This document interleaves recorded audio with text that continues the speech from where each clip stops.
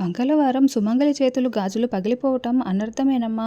సరే, ముందు మీరు ప్రదక్షిణలు చేసి రండి. నేను ఏదో ఒక పరిష్కారం చెప్తాను. ఆ దేవుడే మీకు పరిష్కారం చూపిస్తారు అని పూజారి గారు చెప్తారు. అలాగేనని లక్ష్మీమిత్ర అంటూ ఉంటారు. అప్పుడే లక్కీ చున్ను, అమ్మా నాన్న, మేము ఆంజనేయ స్వామికి మొక్కుకొని వస్తాము, మీరు ప్రదక్షిణలు చేస్తూ ఉండండి అని చెప్తే, అవసరం లేదు లక్కీ, మీరు కూడా మాతో పాటే ఉండండి అని మిత్ర అంటే, అవును, మీరు ఎక్కడికి వెళ్ళకండి అని లక్ష్మి అంటుంది. లేదు, మేము ఆంజనేయ స్వామికి మొక్కుకోవడానికే ఇక్కడికి వచ్చాము, కాబట్టి మీరిద్దరూ ప్రదక్షిణలు చేయండి, మేము ఆంజనేయ స్వామికి మొక్కుకొని వస్తాము చెప్తున్నాం కదా అని పిల్లలు మొండికేస్తూ ఉంటారు. సరేలే లక్ష్మి, వెళ్ళనివ్వు, ఇక్కడే కదా అని మిత్ర అంటాడు. సరే, జాగ్రత్త పిల్లలు అని లక్ష్మి మిత్ర ఇద్దరు ప్రదక్షిణలు చేస్తూ ఉంటారు. లక్కీ జున్ను ఆంజనేయ స్వామి విగ్రహం దగ్గరికి వెళ్ళి మొక్కుకుంటూ ఉంటారు. తర్వాత మనీషా అరేంజ్ చేసిన సోది చెప్పే ఆవిడ, సోది చెప్తానమ్మా సోది అంటూ గుమ్మం దగ్గర నిలబడి ఉంటుంది. అప్పుడే హాల్లో కూర్చున్న అరవింద ఆవిడ వైపు మౌనంగా చూస్తూ ఉంటే, అటుగా వెళ్తున్న దేవయాని, ఏయ్, ఎవరు నిన్ను లోపలికి రానిచ్చింది, వెళ్ళు, మాకు ఎలాంటి సోది అవసరం లేదు అని అరుస్తూ ఉంటుంది. అమ్మ పంపించింది, అమ్మ చెప్పమన్నట్లుగా నేను చెప్పడానికే వచ్చాను, నేను చెప్పేది వినండి తల్లి, మీకంతా మంచే జరుగుతుంది, అమ్మ పలుకు జగదంబ పలుకు అని ఆవిడ చెప్తూ ఉంటుంది. అవసరం లేదని చెప్తున్నా కదా అని దేవయాని అరుస్తూ ఉంటే, నీ కొడుకుకి అంతా మంచే జరుగుతుంది తల్లి, నేను చెప్పేది విను తల్లి, ఇది నీకు చాలా అవసరం అని ఆవిడ చెప్తూ ఉండడంతో, దేవయాని ఆవిడ ఏదో చెప్తానని చెప్తుంది కదా, నువ్వు అరవకు, రా అమ్మ లోపలికి అని అరవింద ఆవిడ ముందు కూర్చుంటుంది. మనీషా ఇదంతా పైనుంచి చూస్తూ ఉంటే జాను, వివేక్ కూడా హాల్లోకి వస్తారు. జయదేవ్ కూడా హాల్లోకి వస్తాడు. చూడు తల్లి, నీ కొడుకు గండాల నుండి బయటపడే మంచి రోజులు వచ్చేసాయి తల్లి అని చెప్పడంతో అరవింద సంతోషపడుతూ ఉంటుంది. ఈ ఇంట్లో కొన్ని రోజుల క్రిందట శుభకార్యం జరిగింది. శుభకార్యం జరిగిన తర్వాత మీరు వేయవలసిన కొంగుముడి వేయలేదు. అంటే కడుపులో బిడ్డ పెరుగుతూ ఉంది, కానీ మీరు కొంగుముడి వేయకుండా ఇదంతా చేశారు కాబట్టి పెద్ద అనర్థమే జరుగుతుంది. అలా జరగకూడదంటే ఆ తల్లి కడుపులో బిడ్డ క్షేమంగా ఉండాలన్నా, నీ కొడుకు క్షేమంగా ఉండాలన్నా 3 పూటల వాళ్ళకి కొంగుముడి వేసి 3 రోజులు వాళ్ళిద్దరూ గదిలో కలిసి ఉండేలా చేయాలి. అప్పుడే ఆ తల్లి సంతోషంగా ఉంటుంది, ఆ తల్లి కడుపులో ఉన్న బిడ్డ కూడా క్షేమంగా ఉంటుంది. అదే నీకు కొడుకుకి క్షేమం అని సౌదమ్మ చెప్తూ ఉంటే, అయితే నువ్వు చెప్పినట్లే చేస్తాను. వాళ్ళకి కొంగుముడి వేసి పెళ్లి జరగలేదు కాబట్టి, బిడ్డను మోస్తోంది కాబట్టి 3 మూటల ఒకే గదిలో వాళ్ళని సంతోషంగా పెట్టాలి, అంతే కదా, పూజ జరిపించాలి. నువ్వు చెప్పినట్లే చేస్తాను అని, ఏమండి కాస్త డబ్బులు ఇవ్వండి అని అరవింద జయదేవ్ దగ్గర నుంచి డబ్బులు తీసుకొని ఆవిడకి ఇస్తూ ఉంటుంది. ఇది ఆ అమ్మవారి హుండీలో వేస్తాను తల్లి, మళ్ళీ మీ కష్టాలన్నీ తీరిపోయిన తర్వాత నేను వచ్చి మిమ్మల్ని కలుస్తాను, అప్పుడు మీరు సంతోషంగా ఉన్నది లేనిది తెలుసుకుంటాను అని చెప్పి సోదమ్మ వెళ్ళిపోతుంది. ఏంటి అరవింద, లక్ష్మీమిత్రని ఒకే గదిలో ఉంచి 3 రోజులు పెట్టమని చెప్తోంది అంతే కదా అని జయదేవ్ అంటే, కాదండి, ఆవిడ చెప్తున్నది మనీషా గురించి, లక్ష్మి బిడ్డని మోయటం లేదు కదా, బిడ్డని మోస్తున్న తల్లి గురించి ఆవిడ చెప్పి వెళ్ళింది అని చెప్పడంతో, ఏంటి అరవింద అని జయదేవ్ కోప్పడుతూ ఉంటాడు. ఆవిడ చెప్పింది నేను చేస్తానండి అని అరవింద చెప్తూ ఉంటుంది. తర్వాత అరవింద అక్కడి నుంచి వెళ్ళిపోగానే ఇదంతా చూస్తున్న దేవయాని, మనీషా ఇక్కడికి రాకుండా పైనుంచి చూస్తోందంటే ఖచ్చితంగా ఇదంతా మనీషా పని అయి ఉంటుంది అని అనుకుంటూ మనీషా దగ్గరికి వెళ్తూ ఉంటుంది. ఏమండి, ఇది ఖచ్చితంగా మనీషా కుట్రేనండి అని జాను అంటే, అవును జాను, మరి మనం ఏం చేయలేకపోతున్నాం అని వివేక్ అంటాడు. త్వరగా అత్తయ్య స్మార్ట్ వాచ్లో ఆ చిప్ పెట్టేయండి, మనం అప్పుడు మొత్తం కుట్రని బయట పెట్టేయొచ్చు అని అనడంతో, అలాగే జాను అని వివేక్ అంటాడు. తర్వాత దేవయాని మనీషా దగ్గరికి వచ్చి, ఏంటి మనీషా, నీ ప్లాన్ అదిరిపోయింది అని అంటే, ఏం ప్లాన్ ఆంటీ అని మనీషా ఏమీ తెలియనట్లు నటిస్తూ ఉంటుంది.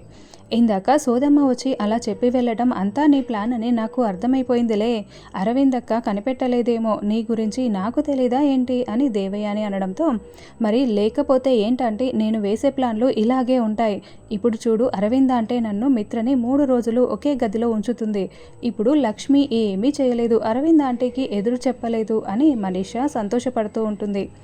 లక్ష్మీమిత్ర ప్రదక్షిణలు చేస్తూ ఉంటే లక్కీ చున్ను ఆంజనేయ స్వామి విగ్రహం దగ్గరికి వచ్చి, ఏంటి ఆంజనేయ, మా అమ్మ నాన్నని కలిసి ఉండేలా చేయమని నేను మీకు మొక్కుకుంటూ తీర్చుకున్నాం కదా, మళ్ళీ ఆ శూర్పణఖ మనీషాని మా అమ్మ నాన్న మధ్యలోకి ఎందుకు పంపించావు ఆంజనేయ, మేము ఎంత కష్టపడి నీ మొక్కు తీర్చుకున్నాము, ఎండలో కాలు కాలిపోతున్నా కూడా నడుచుకుంటూ వచ్చాము, పచ్చి మంచినీళ్ళు కూడా ముట్టుకోలేదు, మొక్కుని తీర్చుకున్నాం కదా, కానీ నువ్వేంటి చేసేది, మళ్ళీ మా అమ్మ నాన్నని వేరయ్యేలా చేస్తున్నావు ఉన్నావు. అంతేకాదు ఇంతకు ముందు ఎప్పుడు పిలిచినా సరే నువ్వు వస్తూ ఉండేవాడివి, ఇప్పుడు కనీసం రాను కూడా రావడం లేదు.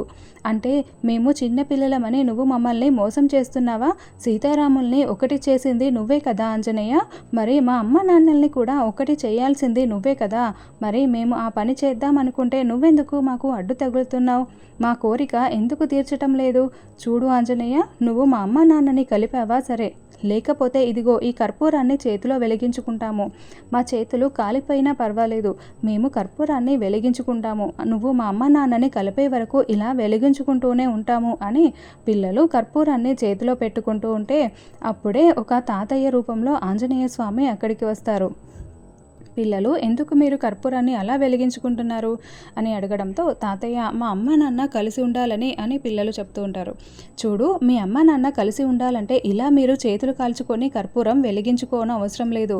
ఇప్పుడు ఉపాయంతో ఆలోచించాలి అని చెప్పడంతో ఏంటి తాతయ్య, ఏం ఉపాయం అని పిల్లలు అడుగుతూ ఉంటారు. మీ అమ్మ నాన్న కలిసి ఉండేలా చేతులు కట్టేయండి సరిపోతుంది, అప్పుడు మీ అమ్మ నాన్నే కలిసి ఉంటారు అని చెప్తూ ఉంటారు. ఏంటి ఈ తాతయ్య పిచ్చి తాతయ్యలా ఉన్నారు అని లక్కీ జున్ను ఒకరినొకరు చూసుకుంటూ ఉంటారు. ఈ లోపలే ఆ తాతయ్య అదృశ్యమైపోతాడు. వాళ్ళు పక్కకు తిరిగి చూడగా అరే తాతయ్య అదృశ్యమైపోయారే, ఏమైపోయారు అని అనుకుంటూ ఓ నాకు ఇప్పుడు అర్థమైంది, అమ్మా నాన్నల్ని ఇలా కలపమని ఆంజనేయ స్వామి తాతయ్య రూపంలో వచ్చి చెప్పి వెళ్ళాడు అని జున్ను అంటే అయితే మనం అలాగే చేద్దాం అని లక్కీ అంటుంది. ప్రదక్షిణలు పూర్తయిపోయాయా అమ్మ? ఇదిగోండి ఈ కొబ్బరికాయని బయట ఉన్న చెట్టు దగ్గర కొట్టండి, మీకు అంతా మంచి జరుగుతుంది అని పూజారి గారు పరిష్కారం చెప్తారు.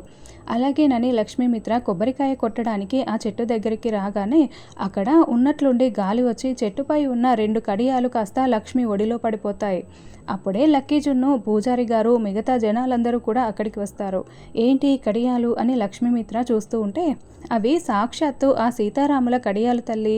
సీతారాములకి కళ్యాణం రోజున సీతమ్మ వారు రాముల వారికి, రాముల వారు సీతమ్మ వారికి ఆ కడియాలు ఒకరికొకరు వేసుకుంటారు.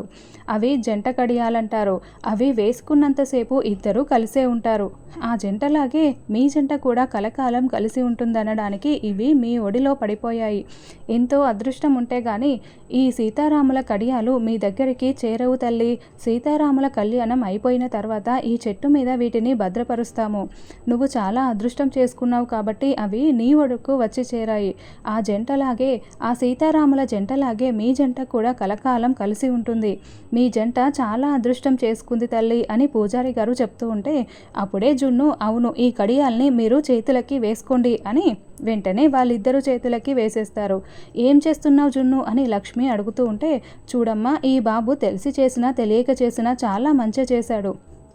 ఇప్పుడు ఆ చేతులకి వేసిన కడియాలు అసలు తీయకూడదు, తీస్తే పెద్ద అనర్థమే జరుగుతుంది అని పూజారి గారు చెప్పడంతో అయ్యో మాకు చాలా పనులున్నాయి, ఇలా కలిసే మేము ఎలా పనులు చేసుకోవడం అని లక్ష్మీమిత్ర అడుగుతూ ఉంటారు.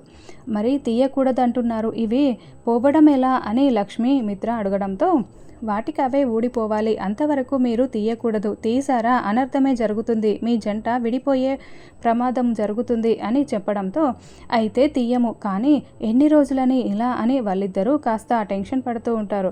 చూడు అమ్మా నాన్న, మీరు తీయమని మాపై ఒట్టు వేయండి, మీరు తీయకూడదు అని లక్కీ జున్ను ఒట్టు వేయించుకుంటారు. ఇవ్వండమ్మా, మాట ఇవ్వండి అని పూజారి గారు చెప్పడంతో అలాగే మాకే మేము తీయము, అవి విడిపోయే వరకు ఇలాగే ఉంటాము అని లక్ష్మీమిత్ర లక్కీ జున్నుకి ఒట్టు వేసి మరి మాట ఇస్తారు. మరోవైపు అరవింద పూజారి గారు ఇంకేమైనా కావాలా అని మిత్ర మనీషా పూజ కోసం అన్ని ఏర్పాట్లు చేస్తూ ఉంటుంది. అప్పుడే జాను, వివేక్, జయదేవ్ మాత్రం ఏంటి అరవింద ఎలా చేస్తోంది అని టెన్షన్ పడుతూ ఉంటారు. ఏంటి మిత్ర వాళ్ళు ఇంకా రాలేదే అని అనుకునే లోపే పిల్లలతో సహా లక్ష్మీ మిత్ర వస్తారు. ఏంటి మీకు స్కూల్ లేదా అని అరవింద అడగడంతో లేదు ఈరోజు స్ట్రైక్ అంట అని పిల్లలు చెప్తూ ఉంటారు. సరే మిత్ర, నువ్వు వెళ్ళి ఫ్రెష్ అయ్యిరా, పూజలో కూర్చోవాలి అని చెప్పడంతో నాన్న ఒక్కడే ఎలా వెళ్తాడు, అమ్మ నాన్న ఇద్దరూ కలిసే వెళ్ళాలి, ఎందుకంటే వాళ్ళ చేతులకి సీతారాముల కడియాలు ఉన్నాయి, వాటిని వాళ్ళు తీయకూడదు, మేము నేరుగా స్కూల్ లేదని చెప్పడంతో గుడికి వెళ్ళాము, అక్కడ సీతారాముల కడియాలు వేసుకున్నారు అని లక్కీ జున్ను చెప్తారు. వాటిని తీసేసే మిత్ర, నువ్వు పూజలో కూర్చోవాలి, ఏదో తెలియక వేసుకున్నారనుకో అని అరవింద అంటే లేదు మామ్ నేను తీయను అని మిత్ర చెప్తాడు. దాంతో అరవింద కోపంగా చూస్తూ ఉంటుంది. ఇక